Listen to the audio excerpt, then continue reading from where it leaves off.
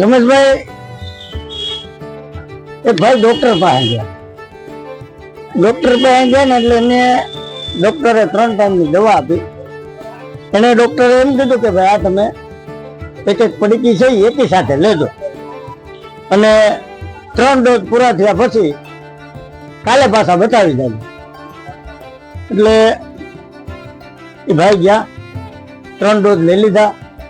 પાછા બીજે દિવસે ડોક્ટર પાસે આવે છે અને ડોક્ટરને કહે છે કે ભાઈ મને રાહત છે અને મને પાછી 3 ડોઝની દવા આપી દો એટલે આવું રેડી થઈ જાય, સારું થઈ જાય. તો કે કાંઈ વાંધો નહીં. ડોક્ટર કે આ તમને 3 ડોઝ આપું છું, 3 પડીકી લઈ લેજો. એ માણસ એને પૂછે છે કે સાહેબ આ મારે પાણી સાથે લેવાની ને? તો કે તમને કાલે તો કીધું તું દાદા. તો કે તમે કાલે એટી સાથે નતું કીધું? કે બહુ ભાંભરું લાગતું હતું. અરે ભલા માણસ જ્યાં પાણી હારે લેવાનું હોય.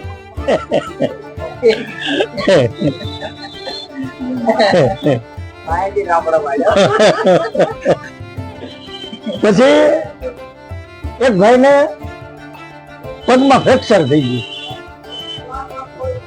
એક્સિડન્ટ થયું, પગમાં ફ્રેક્ચર થઈ ગયું એટલે ડોક્ટરે એને પ્લાસ્ટર બાંધી દીધું અને 1.5 મહિનાનું કીધું કે 1.5 મહિનો તમે બિલ્ડિંગના દાદરા ચડી ઉતર ના કરતા. તો કે કઈ વાંધો નહીં સાહેબ. એ તો ભાઈ 1.5 મહિનો એને ફરજી રાખી, દવા દારૂ લીધા અને 1.5 મહિના પછી પાછા ડોક્ટર પાસે બતાવવા આવ્યા એટલે ડોક્ટરે કીધું કે સરસ, બહુ સારો રિકવરી છે, તમારા પગમાં સારું થઈ ગયું કે હવે તમે દવા લેજો અને હાલજો. તો કે સાહેબ હવે હું દાદરા ચડી ઉતરી શકું? તો કે હા. તો તમે ક્યાંથી ચડતા ઉતરતા હતા? કે હું તો એટલા સુધી પાપેથી ચડતો હતો. હું તો ડોક્ટર સાહેબ પર હવે આને શું કરે યાર? દાદરા ચડવાની ના પડે તો પાઇપે ચડે. કરવું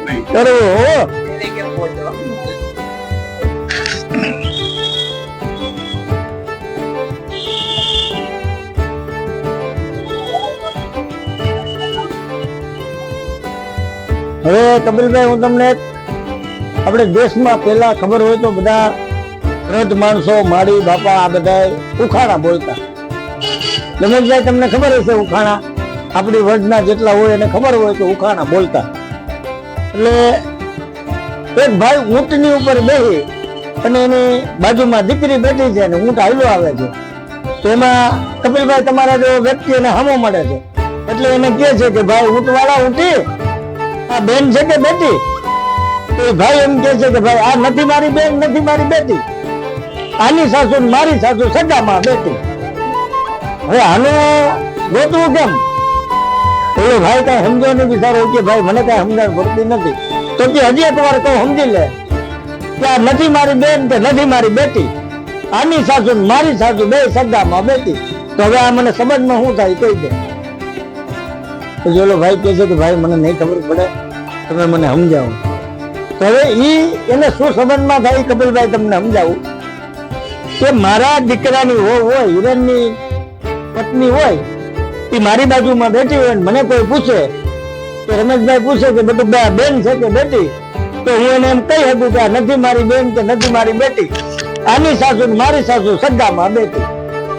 હા, એને આ પ્રશ્નનો જવાબ કે હિરણના સાસુ છે એ મારા પત્ની છે અને મારા સાસુ છે મારા સાસુ છે, એટલે નેહાના સાસુ મારા પત્ની એટલે એની સાસુ મારી સાસુ બે સગામાં બેટી, એટલે આ સંબંધ છે. થાય પછી કપિલભાઈ આ તો હસી મજાકની વાતો છે, હાસ્ય તો આપણા જીવનમાંથી પેદા થાય.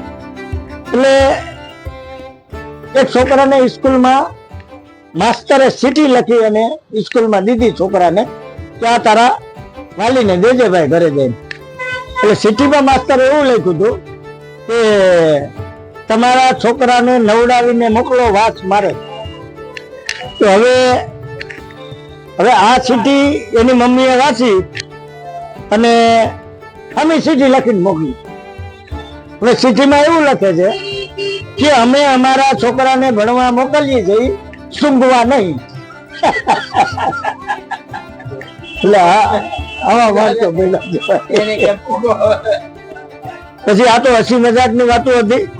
હવે હું તમને એક સાધુની વાત કરું દાદા, કે સાધુના શબ્દમાં હું તાકાત હોય. હવે એક સાધુ દરિયાના કિનારે હેલા જાય છે, એમાં એક હંસલો એની સાંચને પથ્થરમાં ઘસે છે, સાંચ ઘસે છે અને એની માથે પાણી નાખે છે.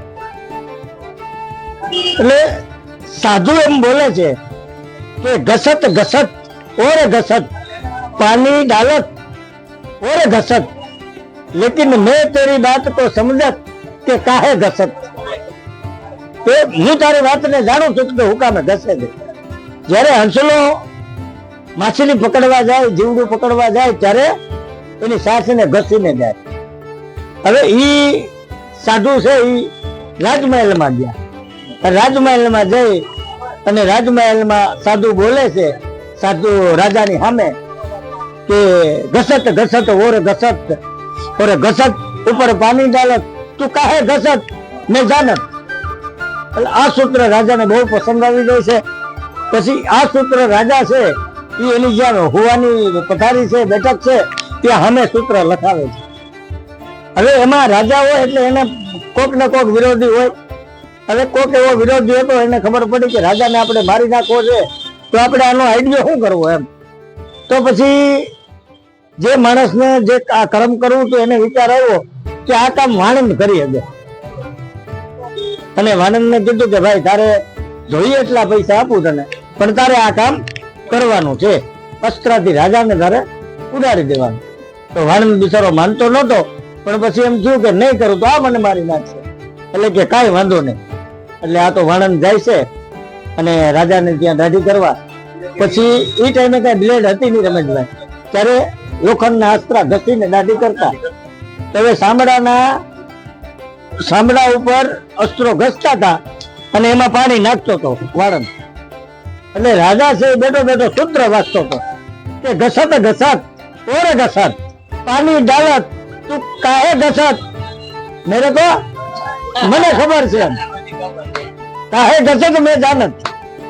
એટલે વાણંદ ને એમ થયું કે ઓહો આવું ઘસું આને ખબર છે રાજાને. એટલે ઈ વાણંદ તો સીધે સીધો વિચારો કે રાજા મને માફ કરો, આ મારું કામ નથી, મને તો ફલાણા ભાઈએ કીધું તું તમને મારી નાખવાનું. એટલે કહેવાનો મતલબ રમેશભાઈ, સાધુ છે ને એ કોઈ પણ શબ્દો બોલે એમાં કાંઈક હોય, એમાં કાંઈક તાકાત હોય. એટલે આ સૌરાષ્ટ્રની વાતો છે, આ કાઠિયાવાડની વાતો છે, આ સંસ્કારની વાતો છે. આવી વાતો કરતા રહ્યો, સાંભળતા રહ્યો અને બોલો રામચંદ્ર ભગવાનની જય. વિડિયો બનતો તો ભાઈ.